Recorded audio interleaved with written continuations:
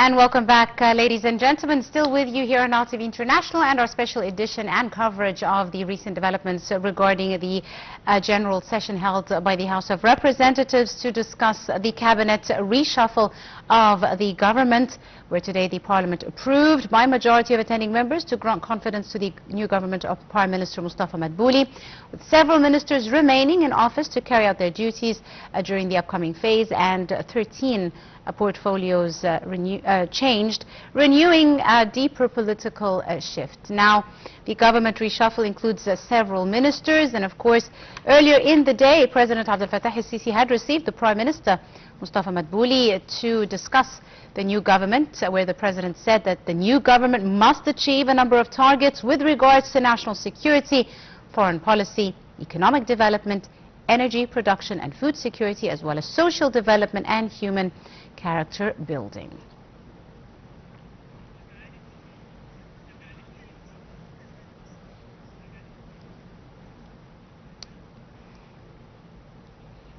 And for more on this, we're now delighted to be joined over the telephone by our guest for this evening, Dr. Mohamed Mokhtar, our political analyst. Dr. Mohamed, good afternoon to you, sir.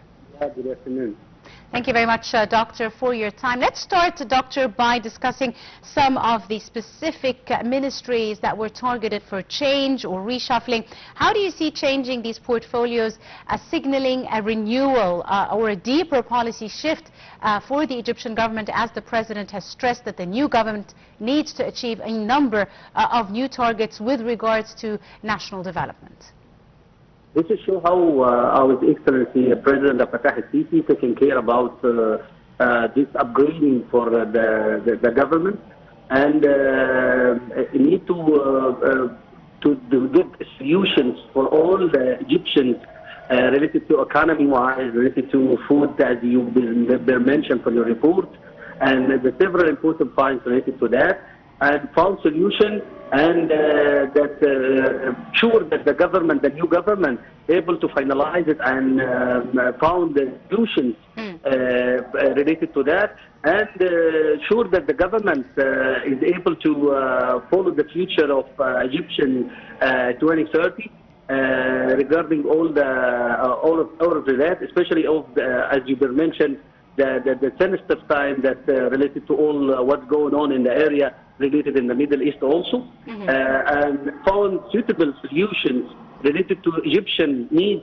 and the Egyptian dreams and requirements, and found people from the government, I mean from the coming minister, yes, to achieve these solutions and achieve the requirements of the Egyptian needs.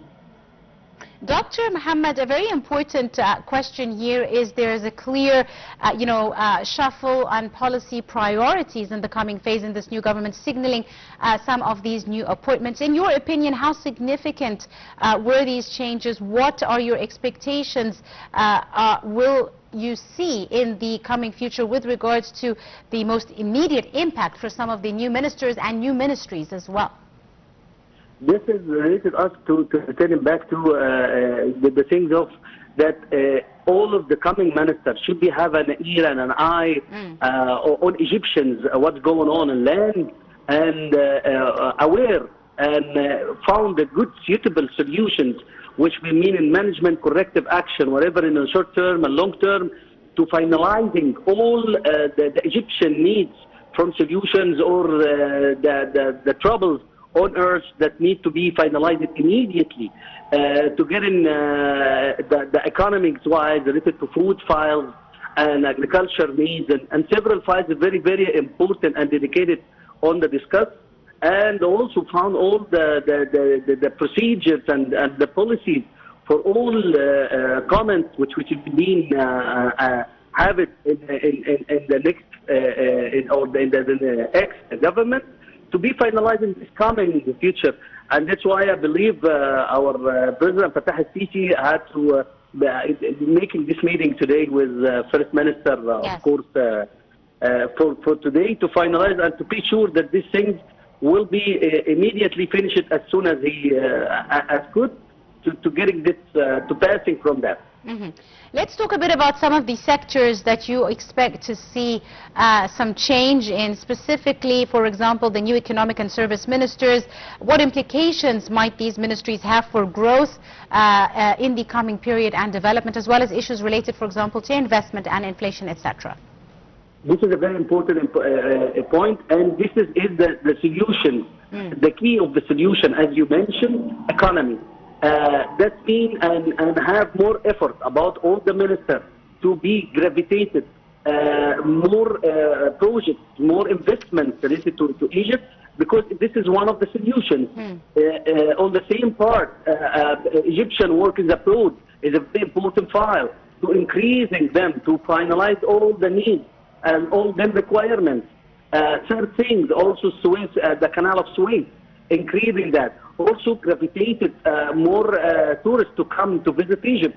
All this file needs to work in it, because it's the one coin, two parts for one coin.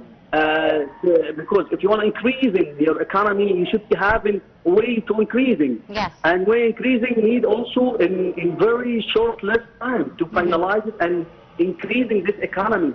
Because this means more jobs for Egyptians, more stability, more investment. And if you want to work for that, you should be working parallel for both sides. Indeed. All, in very short time. Absolutely. Dr. Mohamed, now how significant is the Parliament's role with regards to approving and endorsing this reshuffle as stated by the Constitution? This is show how it's the top of the part of the management, our Excellency Fattah Sisi, getting aware of most of the file, what's going on for Egyptians, and he tried to batting and communicating with the government and pushing them as soon to have suitable people, and he was talking about that in several times in several conferences. Related to if you want to take in any minister, a new minister or something, that most of them looking for not agree to take in this position. Yes. And the troubles related to that positions and what's going on and the comments from Egyptians. And he pushing also to have finalizing people or qualified people as good to directing and manage this. And of course, we have several unions on the side of the minister also to work in the both sides to get institutions.